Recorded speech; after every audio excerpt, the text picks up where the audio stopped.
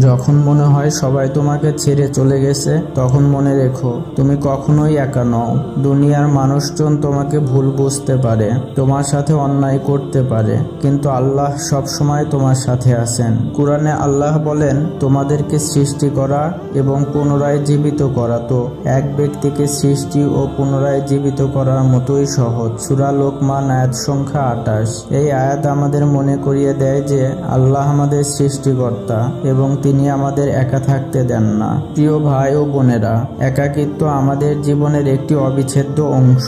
অনেক সময় আমরা ভাবি কেউ আমাদের বুঝতে পারছে না, সবাই আমাদের ছেড়ে দিচ্ছে, কিন্তু এটি আমাদের ঈমানের পরীক্ষার একটি মাধ্যম। আল্লাহ আমাদেরকে এই পরীক্ষায় ফেলেন যাতে আমরা তার দিকে আরো বেশি করে ফিরে আসতে পারি। মহানবী সাল্লাল্লাহু আলাইহি ওয়াসাল্লাম বলেছেন, তোমাদের কেউ একা হয়ে গেলে যেন আল্লাহর স্মরণ করে, কারণ আল্লাহ তার সাথে আছেন এবং আল্লাহর স্মরণ তার জন্য নিরাপত্তার কারণ হবে। একা থাকলে আমরা আল্লাহর সাথে গভীর সম্পর্ক গড়ে তোলার সুযোগ পাই।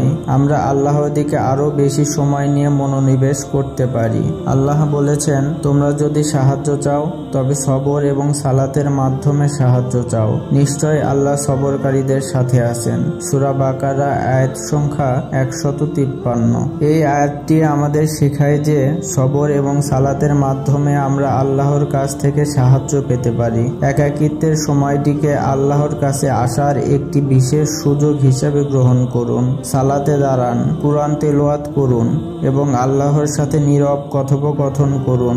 আপনি দেখবেন একাকিত্ব আর কষ্ট দেবে না, বরং আপনাকে আল্লাহর আরো কাছাকাছি নিয়ে যাবে।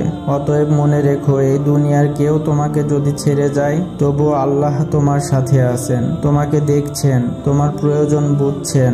তার উপর ভরসা করো, তিনি কখনো তোমাকে একা ছেড়ে দিবেন না। এই দুনিয়ার সকল বন্ধন সাময়িক, কিন্তু আল্লাহর সাথে সম্পর্ক চিরস্থায়ী। তাই যেখানেই থাকো, যে অবস্থাতেই থাকো, একা হলেও মনে রেখো আল্লাহ সব সময় তোমার সাথে আছেন, আর সেই সঙ্গই তোমার সবচেয়ে বড় আশ্রয়।